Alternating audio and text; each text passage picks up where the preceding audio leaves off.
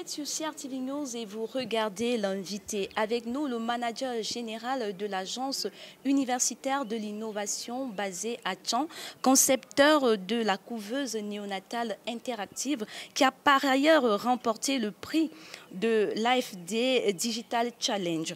La remise de ce prix aura lieu à Paris le 9 mai prochain.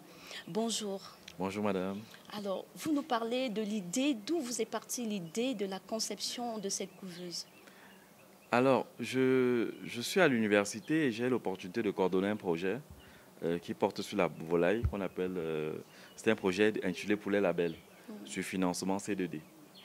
Et dans ce projet-là, il est question d'acquérir des incubateurs pour poussins. Et à l'analyse des délais d'écoute, parce que j'ai une fibre d'abord qui m'amène à penser qu'on peut tout produire au Cameroun et que c'est dommage qu'on soit amené à tout importer. Donc je décide qu'on va essayer de fabriquer. Et je rentre en contact avec un jeune qu'on m'avait déjà présenté sur un autre projet lié plutôt au ministère du Développement technologique. C'était un projet, il avait gagné un prix justement avec un incubateur de poussins. Il était question de prototyper à l'université. Donc je repars vers lui, il s'appelle Serge Apoupo. Et pendant qu'on parle de l'incubateur de poussins, pendant qu'on réfléchit à comment fabriquer cet incubateur de poussins, je vois dans son atelier au fond une coque qui ressemble à une couveuse néonatale. Il me dit qu'il rêve de faire ça. Sur le coup, je vous avoue que, bon, comme j'étais intéressé par l'incubateur de poussins, je ne fais pas trop attention. Et je lui dis, il faut faire attention. Faire les poussins, c'est une chose, mais le bébé, la vie des gens, il ne faut pas jouer. Je vois là, c'est les vitres, c'est le fer, c'est n'importe quoi. Il y a des normes. C'est vrai qu'il faut se débrouiller, mais faire attention. Dans la limite, je le décourage. Et puis, quelques temps plus tard, sur Facebook, il y a une actualité qui défraie la chronique au Cameroun. Je pense que c'est Claude Abaté qui, sur Facebook, relaie une histoire de Dame Kimi, une maman qui a fait des quintuplés en plein Yaoundé et qui perd ses bébés successivement. Et ce qui me traumatise, c'est que dans son récit, c'est à elle, c'est à sa famille qu'on demande d'aller chercher une couveuse. Et ils font le tour, ils ne trouvent pas, ainsi de suite. Et puis, le drame qu'on connaît. Ça me fait le tilt. Je me rappelle que j'ai trouvé une couveuse en errance, un projet de couveuse. Je reviens donc vers Serge Apoupo, je lui dis, ta couveuse là, tu as fait comment et tout? Il me dit que non, j'ai pensé qu'il faut maintenir la température à 37. Je dis, mais est-ce que tu as déjà lu même un livre de normes? Est-ce que... Non, non. Mais je dis, il faut qu'on y réfléchisse.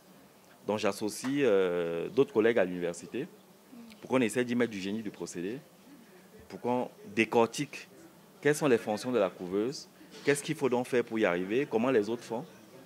Et on a commencé à faire les premiers dessins. Et on a commencé à faire le premier noyau de la petite équipe qui a dessiné et fabriqué la première couveuse, on va dire. Alors justement, vous parlez avec fierté, vous dites que c'est la couveuse nationale, notre couveuse.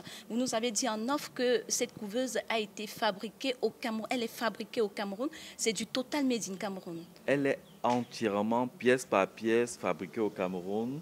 Si vous venez à mes ateliers, je vais vous montrer au moins 7 couveuses différentes. C'est-à-dire les versions de la débrouillardise jusqu'à un peu moins de débrouillardise, un peu jusqu'à la couveuse qui finalement a été certifiée conforme aux normes. Et celle qui sort aujourd'hui, que nous fabriquons donc pour la Fondation Chantal Biya, qui a encore évolué parce qu'on l'a rendu, les nouvelles versions sont très légères. Même celle qui était conforme aux normes, c'était lourd à cause du matériau. On a découvert notre matériel qui nous permet de faire des couveuses plus légères. Donc on évolue tous les jours. C'est tout à l'honneur de l'agence universitaire pour l'innovation. Donc le 9 mai prochain, vous êtes à Paris, à l'Élysée, vous allez recevoir votre prix. J'imagine que vous êtes heureux, le porteur, le promoteur de cette agence. Je suis sensible à cette haute reconnaissance internationale. Je vois surtout les challenges que ça implique parce que ça va donner une visibilité dans africaine. La couveuse a déjà été sollicitée au Burkina Faso. On a monté une couveuse au Burkina. Mon rêve, c'est que pour la couveuse, par exemple, qu'on ait des ateliers dans moins de 10 pays d'Afrique.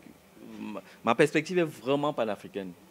Et donc, c'est pris à ce charme-là et cette opportunité-là. Il y a un peu d'argent, il y a de l'accompagnement, ça va aider. Mais je ne vous cache pas que c'est pas plus puissant que, par exemple, le prix du chef de l'État que j'ai pu avoir au Cameroun. Ça me touche. Parce que on travaille d'abord pour l'Afrique. On est créé dans cette logique. Et si on a une reconnaissance hors de l'Afrique, ça valide un peu ce qu'on fait, mais ça ne va pas nous amener à perdre le cap. C'est d'abord l'Afrique pour l'Afrique. C'est notre démarche et on va rester sur ce créneau. En tout cas, merci d'avoir accepté de répondre aux questions de CRTV News. Merci également. C'était une belle opportunité d'échanger avec les Camerounais. Alors, merci à vous. C'était l'invité sur CRTV News. Ne partez pas, ne zappez pas. Restez connectés sur votre chaîne, la chaîne Tout Info.